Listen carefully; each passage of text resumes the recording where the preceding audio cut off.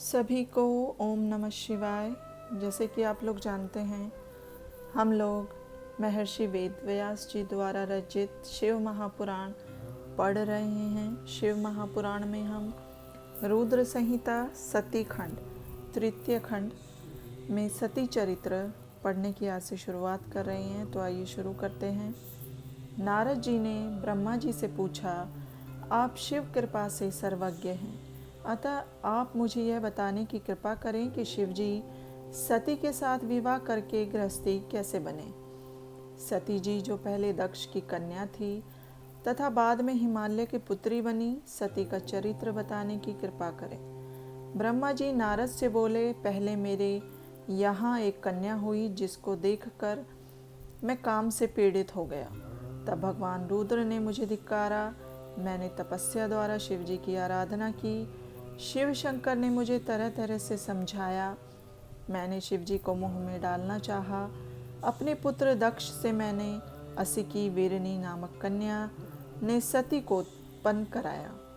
वह दक्ष पुत्री ही उमा बनकर कठिन तपस्या के द्वारा शिव जी को वर रूप में प्राप्त कर सकी।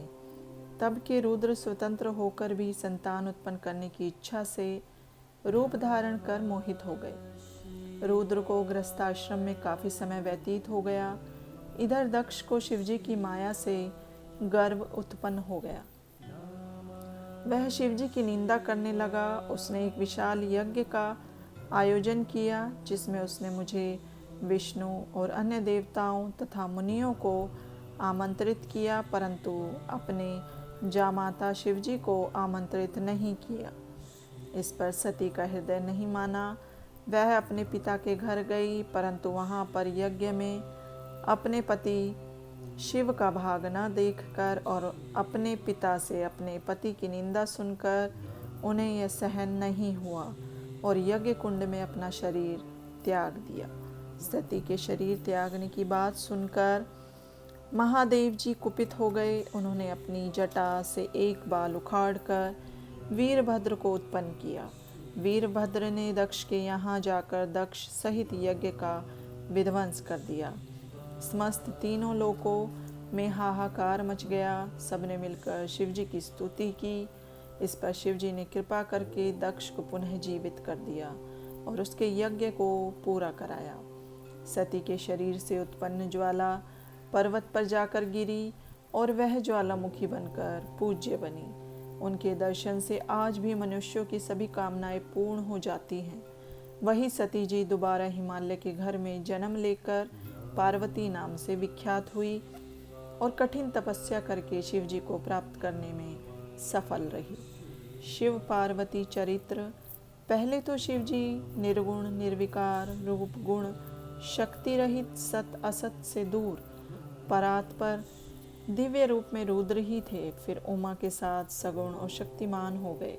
उनके दाएं अंग से ब्रह्मा तथा बाएं अंग से विष्णु उत्पन्न हुए। तब से सदाशिव के ब्रह्मा विष्णु और रुद्र तीन रूप हुए। ब्रह्मा जी ने सुर असुर और मनुष्यों की रचना की। ब्रह्मा जी ने प्रजापतियों को भी रचा। फिर उन्होंने मरीचि, अत्रि, पुलह, पुलस्त्य, अंगिरा, क्रतु, वशिष्ठ, नारद, दक्ष और भृगु की रचना की। ब्रह्मा जी ने नारद को बताया, जब मैं इन्हें उत्पन्न कर चुका तो मुझे माया का मोह हो गया। तब मेरी भों के नीचे बीच में से संध्या नाम की एक कन्या उत्पन्न हुई। उसे देखकर मैं तथा मेरे पुत्र दक्ष, मरीचि आदि सोच में पड़ गए। सभी के चिंताग्रस्त होते ही एक काले बालों वाला श्याम वर्ण का स्थूल काया वाला नीले सुंदर वस्त्र पहने सुंदर कटाक्ष वाला पुरुष प्रकट हुआ। उसके अंगों से सुगंध निकल रही थी। उसने मुझे प्रणाम कर पूछा, मेरे लिए क्या आज्ञा है। मैंने उसे सनातनी सृष्टि उत्पन्न करने का आदेश दिया।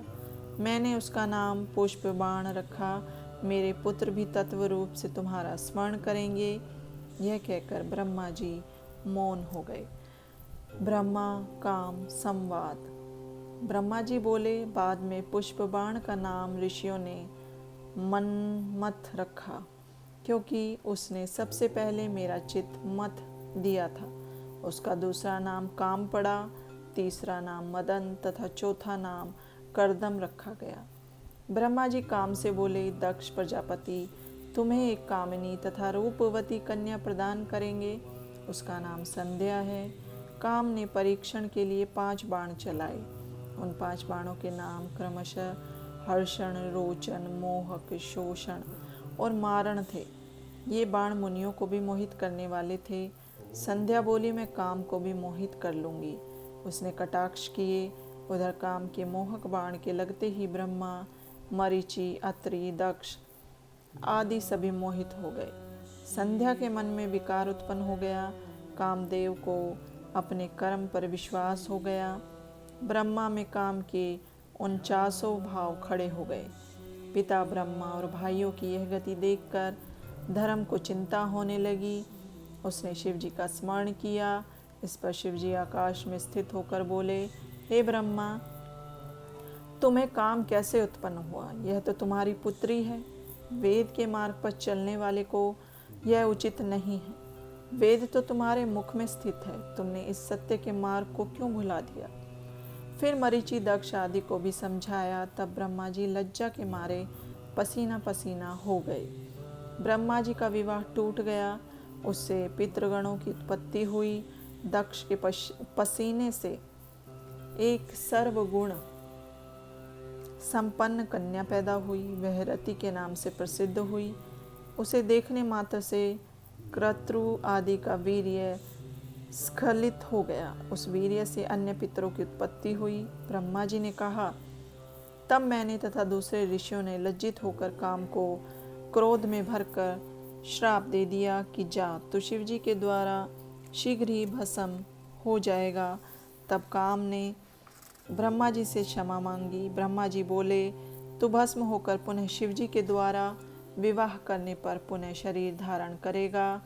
इतना कहकर ब्रह्मा जी अंतर्ध्यान हो गए और सभी मुनि आदि भी अपने अपने स्थानों को चले गए। काम, रति, विवाह सबके चले जाने पर दक्ष ने कंदर्प से कहा, हे काम, तुम्हारे समान गुण वाली मेरी पुत्री रति है, इसे तुम पत्नी रूप में स्वीकार करो। रति से विवाह करके कामदेव अति प्रसन्न हुए। उस समय कामदेव ब्रह्मा के श्राप को भूल गए। इसी से दक्ष से कुछ न कहकर रति के साथ विवाह रचा लिया। उस समय महान सुखकारी उत्सव हुआ एवं अपनी कन्या को प्रसन्न देखकर दक्ष भी खुश हो गए। संध्या की तपस्या। ब्रह्मा जी ने बताया, जब मैं कामदेव को श्राप देकर अंतर्ध्यान हो गया तथा शिव जी भी चले गए, तब मेरी पुत्री संध्या दुखी होकर सोचने लगी कि मुझसे बढ़कर पापिन कौन होगी, जिसे देखकर पिता व भाई के मन में काम वासना जागृत होती है। इस कारण मैं स्वयं ही इसका प्रायश्चित करूंगी। संध्या ने चंद्रभागा नदी के तट पर स्थित चंद्रभागा पर्वत पर जाकर तपस्या करने लगी। ब्रह्मा जी बोले, तब मैंने अपने पुत्र वशिष्ठ के वहाँ संध्या को दीक्षा देने के लिए भेजा। वशिष्ठ जी ने संध्या को भगवान शंकर का मंत्र जप करने को कहा, इससे तुम्हारे सभी मनोरथ पूर्ण होंगे। ओम नमः शिवाय मंत्र से ओम को बाद में लगाकर मौन धारण कर तप करो तथा मौन रखकर ही स्नान करके शिव जी की पूजा करो। आहार के रूप में केवल जल ग्रहण करो, इससे तुम्हारी तपस्या फलदायक बन जाएगी। शिव जी तुम्हारे सभी मनोरथों को पूरा करेंगे। इस प्रकार संध्या को वशिष्ठ जी ने तपस्या की सब विधि समझा दी। शिव जी द्वारा संध्या को वरदान। ब्रह्मा जी बोले, वशिष्ठ जी के चले जाने पर संध्या विधि पूर्वक तपस्या में लीन हो गई। शिव जी में चित्त लगाए संध्या को एक चतुर्युगी समय व्यतीत हो गया। आकाश में स्थित होकर संध्या को दर्शन दिए। संध्या इतनी प्रसन्न हुई कि उसने अपने नेत्र बंद कर लिए। तब शिव जी ने संध्या के हृदय में प्रवेश करके उसे दिव्य वाणी और दिव्य नेत्र प्रदान किए और उससे बोले, मैं तुम्हारी तपस्या से बहुत प्रसन्न हूँ, तुम मुझ से इच्छा पूर्वक वरदान मांगो। संध्या भगवान शिव जी को बार बार प्रणाम करके बोली, हे प्रभु, यदि मैं पूर्व पाप से मुक्त हो गई हूँ तो आप मुझे यह वरदान प्रदान करें कि प्राणी उत्पन्न होते ही काम वासना से ग्रस्त ना हो। दूसरा वर यह प्रदान करो कि मैं तीनों लोकों में पतिव्रता नारी जानी जाऊं, मेरा पति काम वासना से ग्रस्त ना हो तथा मित्र भाव के समान हो एवं जो भी मुझे काम वासना से देखे वह नष्ट हो जाए और नपुंसक बन जाए। भगवान शिवजी ने तथास्तु कहकर संध्या से पुनः कहा, हे पुत्री, अब मैं मनुष्यों की आयु को 4 भागों में विभाजित कर देता हूँ, शैशव, कुमार, यौवन और वृद्ध। प्राणी जब यौवन अवस्था में आएगा तभी उसमें काम वासना जागृत होगी। अब कोई भी प्राणी जन्म लेते ही कामी नहीं होगा। इस त्रिलोकी में तू सर्वश्रेष्ठ सती होगी। तेरे पति के अतिरिक्त यदि अन्य पुरुष तुझे काम वासना से देखेगा तो वह नपुंसक बन जाएगा। तेरा पति 7 कल्पों तक जीवित रहेगा और बड़ा भाग्यवान होगा। तुम्हारा अग्नि में जलकर भस्म होना निश्चित है। देखो, मेधातिथि ऋषि 12 वर्ष से यज्ञ कर रहे हैं, तुम उनकी यज्ञाग्नि में जाकर भस्म हो जाओ। इसी पर्वत के नीचे मेधातिथि तपस्या में लीन होकर यज्ञ कर रहे हैं। तू जैसा पति चाहे वैसा संकल्प मन में धारण करके अग्नि में प्रवेश कर जा। तू पुनः तपस्या करेगी और त्रेता में दक्ष की कन्या बनकर यथा योग्य व्यक्ति के संग ब्याह जाएगी। भगवान संध्या चरित्र। भगवान शिवजी के बताने पर संध्या मेधातिथि के यज्ञ में पहुंची। भगवान शिवजी द्वारा भेजे जाने के कारण मेधातिथि को किसी ने नहीं देखा। वह यज्ञ की अग्नि में कूद गई। उसे कूदते हुए भी कोई नहीं देख सका। उसका शरीर यज्ञ की अग्नि में तुरंत भस्म हो गया। अग्नि ने उसके शरीर को जलाकर सूत्र ने उसके शरीर को अपने रथ में स्थापित कर लिया और उसके शरीर का ऊपरी भाग रात्रि और दिन के बीच में होने वाली प्रातःकाल की संध्या हो गया और शेष नीचे का भाग पितरों की प्रसन्नता के लिए दिन का अवसान वाली संध्या हो गया। उसके प्राणों को भगवान शिव ने अपने दिव्य शरीर में स्थापित कर लिया। उधर जब यज्ञ की समाप्ति हुई तो ऋषियों ने तप्त स्वर्ण के समान कांति वाली कन्या को अग्नि में देखा। इस पर मेधातिथि ने उसे अपने गोद में उठा लिया तथा यज्ञ के जल से स्नान कराया और उसका नाम अरुंधति रखा। मुनि उसे अपनी निधि बांधकर आश्रम में उसका पालन पोषण करने लगे। जब अरुंधति 5 वर्ष की हुई तो ब्रह्मा विष्णु महेश ने आकर उसका विवाह वशिष्ठ के साथ संपन्न करा दिया। अरुंधति से वशिष्ठ के 100 श्रेष्ठ पुत्र उत्पन्न हुए। ब्रह्मा जी द्वारा कामदेव को वरदान। ब्रह्मा जी ने नारद को बताया, जब संध्या को देखने मात्र से शिव ने मुझे फटकारा था, तब से मैं शिव जी की माया से मोहित होकर ईर्ष्या करने लगा। मन में ईर्ष्या रखकर मैं मरीचि दक्षादि पुत्रों के पास जाकर बोला, तुम्हें पता है कि शिवजी ने स्त्री को देखने मात्र से मुझे खूब धिक्कारा था। उस घटना से मैं आज तक दुखी हूँ। अतः जब तक महादेव कोई स्त्री ग्रहण न कर ले तब तक मेरे हृदय को शांति नहीं मिलेगी। क्या तुम मेरे कष्ट को दूर करने में कोई उपाय कर सकते हो? हे नारद, जब मैं इस प्रकार कह रहा था उसी समय कामदेव रति सहित पधारे। मैंने कामदेव की प्रशंसा करके उससे कहा, हे पुत्र, तुम संसार में किसी प्रकार शिवजी को मोहित करो। तुम्हारे अतिरिक्त यह कार्य और कोई नहीं कर सकता। इस पर कामदेव ने कहा कि मैं महादेव को मोहित तो कर सकता हूँ, परंतु स्त्री का निर्माण तो आपको ही करना पड़ेगा। इससे मैं और दक्ष प्रजापति चिंता में पड़ गए। किसके द्वारा शिवजी को मोहित करें? मेरी चिंताग्रस्त सांसों से जो वायु निकली उससे पुष्पित ताम्रदेव वाला सुंदर नासिक वाला पुरुष उत्पन्न हुआ। मैंने उससे कहा, हे मनमथ, यह रमण का हेतु होने से बसंत नाम वाला है। इसे तुम अपना साथी समझो। इसके साथ ही तुम रति को लेकर शिवजी को मोहित करो। फिर तो कामदेव ने अपनी पत्नी रति के साथ मेरे चरण स्पर्श किए और कैलाश को प्रस्थान कर गया। वहाँ जाकर कामदेव ने प्राणियों को मोहित करने के लिए अपना प्रभाव फैलाया। बसंत ने भी उसका साथ दिया। शिव जी को मोहित करने के लिए कामदेव ने अनेक यत्न किए, परंतु वह असफल रहा। उसके सारे प्रयत्न निष्फल रहे। उसने उदास होकर मुझसे कहा, मैं शिव जी को मोहित करने में असमर्थ हूँ। कामदेव की बात सुनकर मैं चिंतामग्न हो गया। मेरे चिंतित होने पर मेरे सम्मुख विकराल गण आने को वाद्य यंत्रों को लेकर प्रकट हुए। उन्होंने कोलाहल करके मारो मारो का शब्द उच्चारण किया। वे मुझे भी मारने दौड़े। मैं कामदेव से बोला, इन्होंने प्रकट होते ही मार्य मार्य का उच्चारण किया है, अतः इनका नाम मार होगा। ये भी तुम्हारी सहायता करेंगे। अब तुम पुनः शिव जी को मोहित करने जाओ। कामदेव ने ब्रह्मा से कहा, आपकी आज्ञा शिरोधार्य है, परंतु शिव जी को मोहित करना मेरे वश की बात नहीं।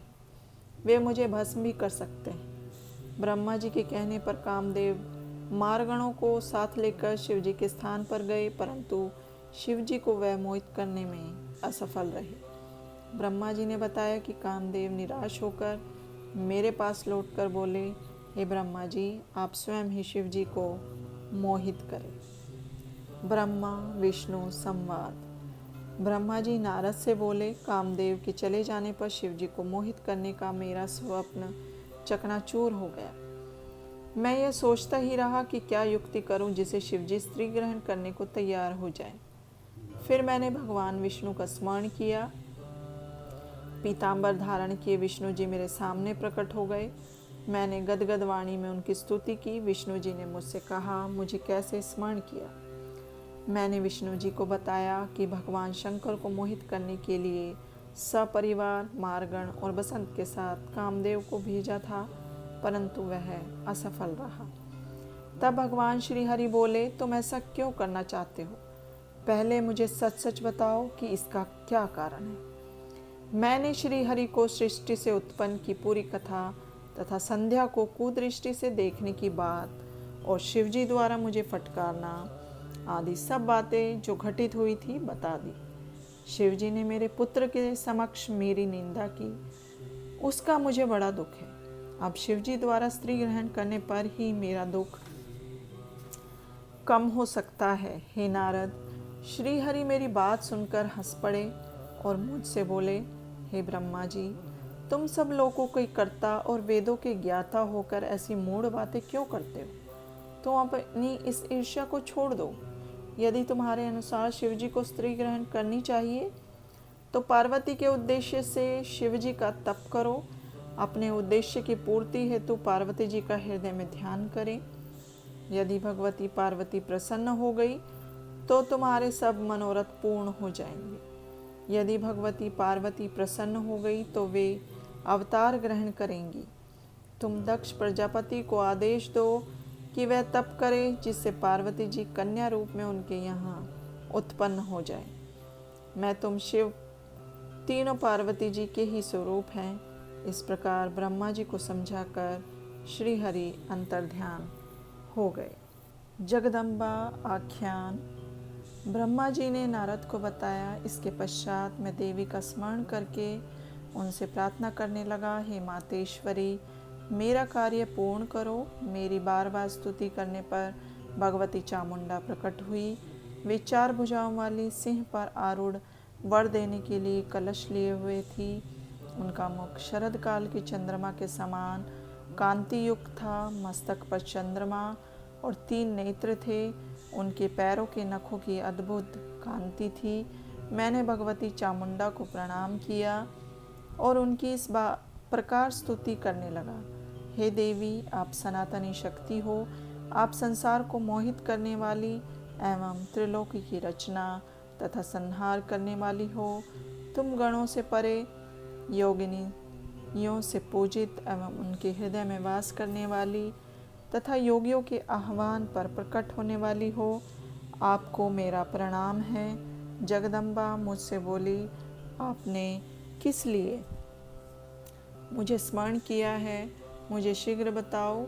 मैंने उनसे कहा, हे सर्वज्ञ दात्री, मेरा यह मनोरथ मेरे मस्तिष्क से उस समय निकला था जब भोले शंकर रुद्र नाम से योगी बनकर कैलाश पर निवास करने लगे। वे समाधि लगाकर तपस्या में लीन थे। वे पत्नी विहीन होकर भी दूसरा विवाह करना नहीं चाहते थे। अतः किसी भी प्रकार उन्हें मोहित कीजिए। आप दक्ष प्रजापति की कन्या बनकर भोले शंकर की पत्नी बन जाइए। जिस प्रकार आपने विष्णु जी को लक्ष्मी बनकर प्रसन्न किया है, उसी प्रकार आप पार्वती बनकर शिव जी को भी प्रसन्न कीजिए। स्त्री के कारण ही शिव जी ने मेरी निंदा की। अब मैं देखना चाहता हूँ कि वे स्वयं ही स्त्री कैसे ग्रहण करेंगे। आपके अतिरिक्त उन्हें मोहित करने की शक्ति किसी अन्य में नहीं है। यह सुनकर भगवती जगदम्बा चिंतित होकर आश्चर्य व्यक्त करने लगी। अरे विश्व सृष्टा ब्रह्मा, तुम अज्ञानियों की तरह यह कार्य किस लिए कर रहे हो? उन निर्विकार शंकर को मोहने में क्या लाभ होगा? मैं तो हमेशा उनकी वशवर्तनी और दासी हूँ। उन्होंने भक्तों के लिए ही रुद्र रूप धारण किया है। वे तो माया के स्वामी हैं। फिर देवी ने मन में सोचा कि यदि इन्हें वर प्रदान नहीं करती हूँ तो देव मार्ग भ्रष्ट हो जाएगा, और यह सोचकर उन्होंने शिव जी का स्मरण किया। शिव जी से आज्ञा पाकर उन्होंने कहा, तुम्हारा कहना सत्य है कि उन्हें मोहित करने वाला कोई नहीं है, परंतु शिव जी की आज्ञा से तुम्हारा मनोरथ पूर्ण करने के लिए मैं दक्ष की कन्या के रूप में प्रकट होऊंगी। इतना कहकर भगवती जगदम्बिका अंतर्ध्यान हो गई। दक्ष द्वारा देवी की आराधना। ब्रह्मा जी ने नारद को बताया, मेरे आदेश अनुसार दक्ष ने 3000 दिव्य वर्षों तक नियमित रूप से तपस्या की। तब भगवती जगदम्बा ने उन्हें दर्शन दिए। भगवती जगदम्बा दक्ष के मनोरथ को पहले से ही जानती थी। उन्होंने दक्ष प्रजापति से वर मांगने को कहा तो दक्ष ने कहा, पूर्णावतार भगवान ने रुद्र का अवतार लिया है। तुमने अभी तक अवतार ग्रहण नहीं किया है। बताओ शिव की पत्नी कौन बने? आप ही उनको मोहित करके उनकी पत्नी बनो। इस पर भगवती जगदम्बा ने दक्ष को वरदान दिया कि मैं तुम्हारी पत्नी के गर्भ से पुत्री के रूप में जन्म लूंगी और कठिन तप करके शिव जी की पत्नी बनूंगी। यह सुनकर दक्ष प्रजापति अति प्रसन्न हुए तथा देवी अंतर्ध्यान हो गई। ब्रह्मा नारद संवाद। ब्रह्मा जी ने नारद को बताया, दक्ष ने बहुत ही सी मानसी सृष्टि की है, परंतु उसका विकास नहीं हुआ। उन्होंने मुझसे इसका उपाय पूछा तो मैंने दक्ष को उपाय सुझाया। तब दक्ष ने पंचजन के अंग से उत्पन्न कन्या वीरनी को अपनी पत्नी रूप में ग्रहण किया और उसने मैथुन धर्म स्वीकार किया। वीरनी से दक्ष ने हर्षस नाम के 10,000 पुत्र उत्पन्न किए। अपने पुत्रों से दक्ष ने सृष्टि का विस्तार करने को कहा, परंतु हे नारद, वे तुम्हारे उपदेश के कारण प्रवृत्ति छोड़ निर्वृत्ति के उपासक बन गए। इसके बाद दक्ष ने पंचजन्य से सबलाशव नामक हजारों पुत्र उत्पन्न किए, परंतु वे तप में लीन हो गए। इससे दक्ष को बड़ा दुख हुआ और तुम्हें श्राप दिया कि तुम पृथ्वी पर स्थिर नहीं रह सकोगे। तुमने साधु स्वभाव से उस श्राप को स्वीकार कर लिया। इसके पश्चात दक्ष ने अपनी पत्नी के गर्भ से 60 कन्याओं को जन्म दिया तथा उनका विवाह रचाया। उनमें से 10 कन्या धर्म को, 13 कन्या कश्यप ऋषि को, 2 भूता गिरस को तथा किशाश्व को और शेष गरुड़ को दे दी। उनकी संतानों से तीनों लोग भर गए। इसके पश्चात दक्ष ने फिर देवी की आराधना की। सब देवी बालक का रूप धारण कर माता के पास आकर बैठ गई और रोने लगी। उनके विलाप को सुनकर अनेक स्त्रियां और दासियां वहां आ गई। सारे नगरवासी जय जयकार करने लगे। पत्नी सहित दक्ष ने सुखपूर्वक उसका पालन पोषण किया तथा अच्छे संस्कार प्रदान किए। दक्ष ने उस कन्या का नाम उमा रखा। वीरनी की माता ने उसे स्तनपान कराया। सती की तपस्या। ब्रह्मा जी बोले, जब सती बड़ी हो गई तो उसके पिता दक्ष ने उसके विवाह का विचार किया। पिता की इच्छा जानकर सती ने अपनी माता से शंकर भगवान के साथ विवाह करने की इच्छा जाहिर की। माता के कहने पर सती ने घर में ही शिव जी की आराधना प्रारंभ कर दी। आश्विन माह की नंदा तिथि में गुड़, चावल, नमक आदि से शिव जी का पूजन किया। सती 1 वर्ष तक इसी प्रकार शिव जी का पूजन एवं तप करती रही। ब्रह्मा जी बोले, हम देवता सती के तप को देखने के लिए गए। मैं और विष्णु जी शिव जी के पास गए। हमने वहाँ पहुंचकर हाथ जोड़कर उनकी स्तुति की। हमारी स्तुति से प्रसन्न होकर शिव जी ने हमारे आने का कारण पूछा। हम दोनों ने कहा, हे स्वामी, आप हमारा साथ दीजिए। हम दोनों ने स्त्री स्वीकार कर ली है। अब आप भी देवताओं की भलाई के लिए कोई स्त्री स्वीकार कीजिए। शंकर जी बोले, हे ब्रह्मा जी, हे विष्णु जी, मुझ अवभूत को स्त्री की क्या आवश्यकता है। मुझे यह बात उचित नहीं लगती, क्योंकि मैं एक तपस्वी और संसार से विरक्त हूँ। मुझे तो योग में ही आनंद मिलता है। आप लोगों के हट से तथा भक्तों पर अनुग्रह की इच्छा से मैं विवाह कर भी लूँ, तो आप उस काम रूपिणी योगिनी को तैयार कीजिए जो मेरे तेज को सहन कर सके।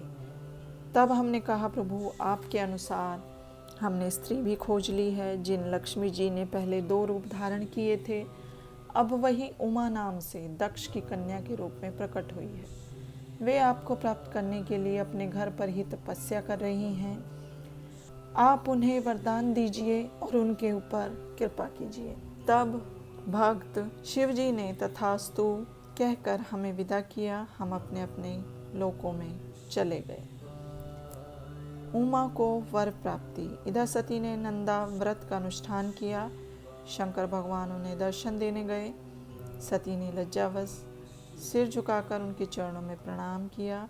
शिव जी ने उमा को आशीर्वाद दिया और वर मांगने के लिए कहा। सती बोली, प्रभु, आप मुझे अपनी पत्नी स्वीकार करें। शिव जी बोले, तथास्तु। सती बोली, हे प्रभु, मेरे पिता के समक्ष विधि पूर्वक विवाह करके मुझे अपनी अर्धांगिनी स्वीकार कीजिए। तथास्तु कहकर शिव जी हिमालय पर चले गए। उन्होंने मुझे स्मरण किया। मेरे उपस्थित होने पर मुझे दक्ष के पास कन्यादान हेतु भेजा।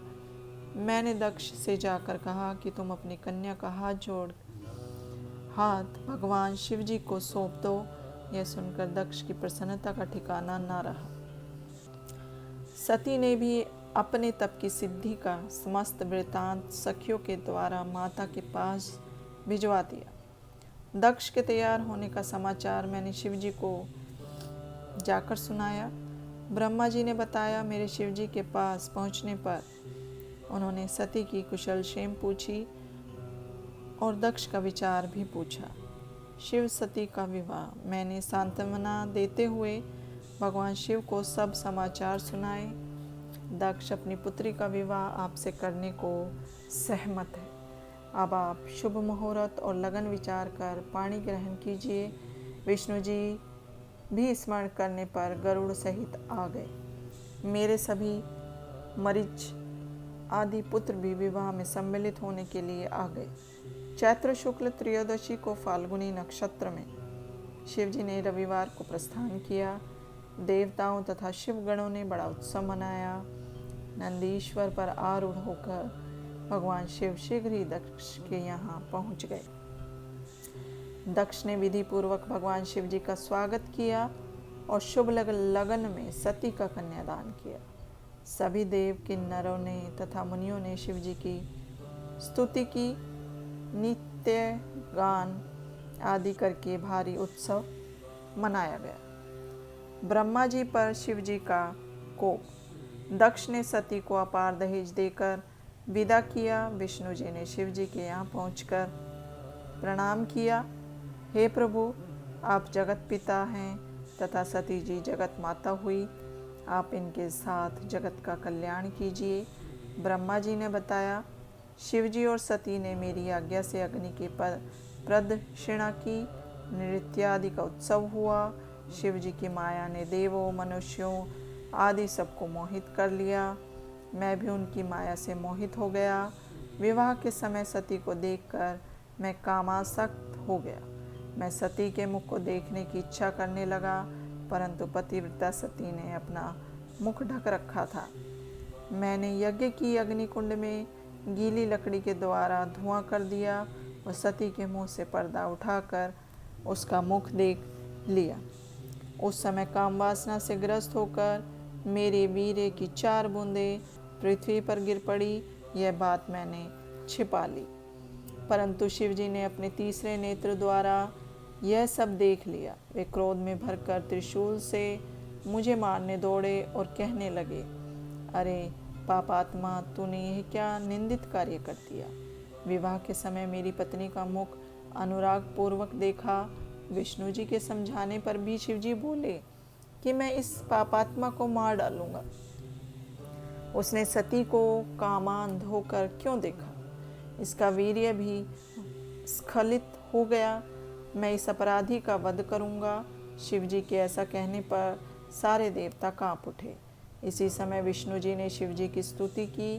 श्री हरि कहने लगे, हे महेश्वर, हम तीनों देवता आपके ही रूप हैं। न ब्रह्मा आपसे भिन्न है और न मैं आपसे भिन्न हूँ। आप सब कुछ जानते हैं। आप शिव ही अनंत और सर्वरूप हैं। आप में नित्य, दीर्घ आदि कोई भी विश्लेषण नहीं है। विष्णु जी के इस प्रकार समझाने पर शिवजी प्रसन्न हो गए और मुझे माफ कर दिया। ब्रह्मा की विरूपता का वर्णन। हे नारद, शिवजी के मुझे क्षमा कर देने से सभी देवता भगवान शंकर की स्तुति करने लगे। मैंने भी पूरी तरह से उनकी स्तुति की। तब भगवान शंकर सबके सामने मुझसे बोले, हे ब्रह्मा, अब तुम निर्भय हो जाओ और मेरी आज्ञा से अपना मस्तक स्पर्श करो। शिवजी मेरे मस्तक पर जा बैठे और मैंने अपना स्पर्श किया। सब देवों के सामने लज्जित होकर मैंने शिवजी से क्षमा याचना की। मैंने पाप शुद्धि का उपाय पूछा। तुम मेरे दिए इसी रूप से मेरी आराधना करो। मनुष्योचित कार्य करने से मुझे पृथ्वी पर मनुष्य रूप में विचरण करने का आदेश मिला, क्योंकि जब मनुष्य मुझ ब्रह्मा को घूमता देखेंगे तो वे भी पर स्त्री गमन के पाप से बचेंगे। मेरे वीर्य की 4 बूंदें पृथ्वी पर गिरी थी। इससे आकाश में 4 बादल हुए। साम, व्रत, व्रत, पुष्कर और द्रोण ऋषियों को देखते देखते ही ये मेघ बन गए। दक्ष ने विवाह संस्कार के पश्चात शंकर जी को आनंद से विदा किया। कैलाश पहुंचकर सती ने गणों का निवास स्थान अपने आश्रम से दूर बनवाया। सब नंदी आदि गण अपने अपने स्थान पर जाकर रहने लगे। एकांत हो जाने पर शंकर उस सती जी नाना प्रकार से स्मरण करने लगी। इस प्रकार शिवजी सती के साथ मिलकर कैलाश के कुंजों में तथा हिमालय पर आनंद विहार करने लगे। इसमें शिव के 25 वर्ष व्यतीत हो गए। शिव सती का हिमालय गमन। ब्रह्मा जी ने बताया, एक दिन वर्षा हो रही थी। सती ने भगवान शंकर से कहा, वर्षा ऋतु आ गई है, अब हमें कैलाश, हिमालय, काशी या पृथ्वी पर रहने योग्य स्थान पर निवास करना चाहिए। इस पर तत्वों के ज्ञाता भगवान शंकर ने कहा, मैं तुम्हारे साथ जहाँ भी रहूँगा वहाँ मेघ नहीं आ सकते। वर्षा काल में भी मेघ हिमालय के नितंब पर ही घूमते रहेंगे, इससे आगे वह भी नहीं जाएंगे। यह समझकर अब तुम्हें जिस पर्वत पर निवास करना हो वह मुझे बताइए। मेरी दृष्टि में गिरिराज हिमालय सर्वोत्तम स्थान है। मेरी दृष्टि में गिरिराज हिमालय सर्वोत्तम स्थान है, क्योंकि यह शांत स्थान है। यहाँ पर केवल योगी और मुनि निवास करते हैं। हिमालय की कंदराओं में देव कन्याओं का निवास है। यह सुनकर सती जी ने हिमालय पर ही रहने की इच्छा जताई। सती के कहने पर भगवान शंकर सती को हिमालय पर्वत पर ले गए। वहाँ की प्राकृतिक छटा अनुपम थी। वहाँ पर भगवान शंकर ने सती जी के साथ 10,000 वर्ष तक निवास किया। सभी को ओम नमः शिवाय।